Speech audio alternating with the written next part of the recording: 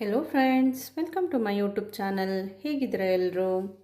ಇವತ್ತಿನ ವಿಡಿಯೋದಲ್ಲಿ ನಾನು ಹೋಟೆಲ್ಗಳಲ್ಲಿ ಮಾಡುವಂಥ ರವಾ ಕೇಸರಿ ಅಥವಾ ಕೇಸರಿ ಬಾತ್ ರೆಸಿಪಿ ತೋರಿಸ್ತಾ ಇದ್ದೀನಿ. ಈ ಪ್ರೊಸೀಜರನ್ನು ಫಾಲೋ ಮಾಡಿ ಎಲ್ರಿಗೂ ಇಷ್ಟ ಆಗುತ್ತೆ. ಹೋಟೆಲ್ಗಳಲ್ಲಿ ಮಾತ್ರ ಯಾಕೆ ಅಷ್ಟೊಂದು ಸಾಫ್ಟಾಗಿರುತ್ತೆ, ಅಷ್ಟೊಂದು ಚೆನ್ನಾಗಿರುತ್ತೆ ಅಂತ ನಿಮಗೆ ಡೌಟ್ ಇರುತ್ತೆ.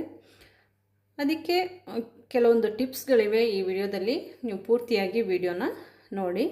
ಬನ್ನಿ ಇದನ್ನು ಹೇಗೆ ಮಾಡೋದು ಅಂತ ನೋಡೋಣ. ಈಗ ಒಂದು ಪಾತ್ರೆಗೆ 3 ಕಪ್ಪಷ್ಟು ನೀರು ಹಾಕ್ಕೊಳ್ತಾ ಇದ್ದೀನಿ. ನಾನು ಈ ಕಪ್ನಲ್ಲಿ 1 ಕಪ್ಪಷ್ಟು ರವೆ ತೊಗೊಂಡಿದ್ದೀನಿ. 1 ಕಪ್ ರವೆಗೆ 3 ಕಪ್ಪಷ್ಟು ನೀರು ತಗೋಬೇಕು. ಹಾಗೆ ಇದಕ್ಕೆ ಅರ್ಧ ಕಪ್ನಷ್ಟು ಸಕ್ಕರೆ ಹಾಕ್ಕೊಳ್ತಾ ಇದ್ದೀನಿ. ನೀವು ಜಾಸ್ತಿ ಸ್ವೀಟ್ ಇಷ್ಟಪಡೋದಾದರೆ 3/4 ಕಪ್ನವರೆಗೂ ಹಾಕ್ಕೋಬೋದು. ಚಿಟಿಕೆ ಉಪ್ಪು ಹಾಕ್ಕೊಂಡಿದ್ದೀನಿ. ಹಾಗೆ 3 ಏಲಕ್ಕಿ 3 ಲವಂಗ ಹಾಕ್ಕೊಂಡಿದ್ದೀನಿ. ಈ ನೀರು ಚೆನ್ನಾಗಿ ಕುದಿಯೋದಕ್ಕೆ ಬಿಡಬೇಕು. ಈಗ ಒಂದು ಪ್ಯಾನ್ಗೆ 2 ರಿಂದ 3 ಟೇಬಲ್ ಸ್ಪೂನಷ್ಟು ತುಪ್ಪ ಹಾಕ್ಕೊಳ್ತಾ ಇದ್ದೀನಿ. ತುಪ್ಪ ಬೇಕಿದ್ರೆ ನಿಮಗೆ ಎಷ್ಟು ಬೇಕೋ ಹಾಕ್ಕೋಬೋದು. ಜಾಸ್ತಿ ಬೇಕು ಅನ್ನೋರು ಜಾಸ್ತಿ ಹಾಕ್ಕೋಬೋದು. ಕೇಸರಿ ಬಾತ್ಗೆ ಯಾವತ್ತೂ ತುಪ್ಪ ತುಂಬ ಇದ್ರೇ ಚೆನ್ನಾಗಿರುತ್ತೆ. ಅದು ಬಿಸಿ ಆದ ಕೂಡಲೇ ನಾನು ಇದಕ್ಕೆ ಗೋಡಂಬಿ ಹಾಕಿ ಫ್ರೈ ಮಾಡ್ಕೊಳ್ತಾ ಇದ್ದೀನಿ. ಇದನ್ನು ಫ್ರೈ ಮಾಡಿ ಎತ್ತಿಡಬೇಕು. ಇದು ಫ್ರೈ ಆಗಿದೆ, ಇದನ್ನು ತೆಗಿತಾ ಇದ್ದೀನಿ. ಹಾಗೆಯೇ ಸ್ವಲ್ಪ ದ್ರಾಕ್ಷಿ ಹಾಕ್ಕೊಂಡು ಹುರ್ಕೋತಾ ಇದ್ದೀನಿ. ಇದನ್ನು ಕೂಡ ಅದೇ ರೀತಿ ಹುರಿದ್ಬಿಟ್ಟು ತೆಗಿಬೇಕು. ಇದಾಗಿದೆ, ಇದನ್ನು ಕೂಡ ತೆಗಿತಾ ಇದ್ದೀನಿ. ಈಗ ಇದನ್ನು ತೆಗೆದ ಮೇಲೆ ಇದೇ ತುಪ್ಪಕ್ಕೆ 1-2 ಟೇಬಲ್ ಸ್ಪೂನಷ್ಟು ಎಣ್ಣೆ ಹಾಕ್ಕೊಳ್ತಾ ಇದ್ದೀನಿ. ಬರೀ ತುಪ್ಪದಿಂದ ಕೇಸರಿ ಬಾತ್ ಮಾಡಬಾರ್ದು, ಸ್ವಲ್ಪ ಎಣ್ಣೆನೂ ಸೇರಿಸ್ಕೋಬೇಕು. ಅದಕ್ಕೇ 1 ಕಪ್ ರವೆ ತೆಗೆದು ಹಾಕ್ಕೊಂಡು ಫ್ರೈ ಮಾಡ್ತಾಯಿದ್ದೀನಿ. ಇದನ್ನು ಸಣ್ಣ ಫ್ಲೇಮಲ್ಲಿಟ್ಟು ಫ್ರೈ ಮಾಡ್ತಾಯಿದ್ದೀನಿ. ತುಂಬ ಫ್ರೈ ಮಾಡೋಕ್ಕೆ ಹೋಗಬಾರ್ದು. 1 ರಿಂದ 1.5 ನಿಮಿಷ ಫ್ರೈ ಮಾಡಿದರೆ ಸಾಕು. ತುಂಬ ಫ್ರೈ ಮಾಡಿದರೆ ಅರಳಾಗಿ ಉಪ್ಪಿಟ್ಟು ಥರ ಬಂದುಬಿಡುತ್ತೆ. ಅಷ್ಟೊಂದು ಫ್ರೈ ಮಾಡೋದು ಬೇಡ.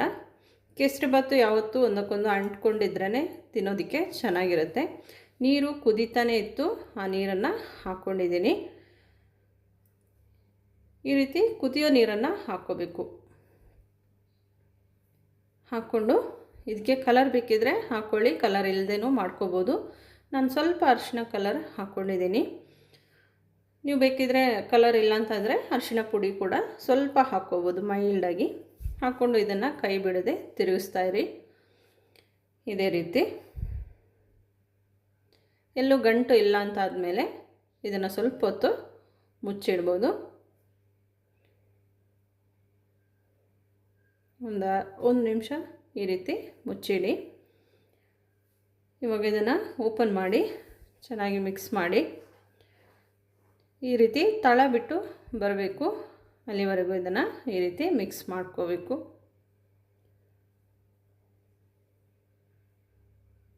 ಇದು ನೋಡಿ ಆಗಿದೆ. ಈಗ ಇದಕ್ಕೆ ಮೊದಲೇ ಹುರಿದಿಟ್ಟಿರುವಂಥ ಗೋಡಂಬಿ ದ್ರಾಕ್ಷಿನ ಹಾಕ್ಕೊಳ್ತಾ ಇದ್ದೀನಿ. ಹಾಕ್ಕೊಂಡು ಚೆನ್ನಾಗಿ ಮಿಕ್ಸ್ ಮಾಡಿ. ಹೇಗೆ ಹೋಟೆಲ್ಗಳಲ್ಲಿ ಅಷ್ಟೊಂದು ಸಾಫ್ಟಾಗಿರುತ್ತೆ ಕೇಸರಿ ಬಾತು, ನಾವು ಮನೇಲಿ ಮಾಡಿದಾಗ ಉಪ್ಪಿಟ್ಟು ಥರ ಇರುತ್ತಲ್ವ ಅಂತ ಇರುತ್ತಲ್ಲ. ನೀರು ನಾವು ಯಾವತ್ತು 1 ಕಪ್ಪಿಗೆ 3 ಕಪ್ಪು ನೀರು ಹಾಕ್ಕೋಬೇಕು. 1 ಕಪ್ಪಿಗೆ 2 ಕಪ್ ಹಾಕ್ಕೊಂಡ್ರೆ ಅದು ಉಪ್ಪಿಟ್ಟು ಥರನೇ ಆಗುತ್ತೆ. ಈಗ ಇದರ ಮೇಲೆ ಸ್ವಲ್ಪ ತುಪ್ಪನ ಹಾಕ್ಕೊಂಡಿದ್ದೀನಿ. ಹಾಕಿ ಚೆನ್ನಾಗಿ ಮಿಕ್ಸ್ ಮಾಡಿ.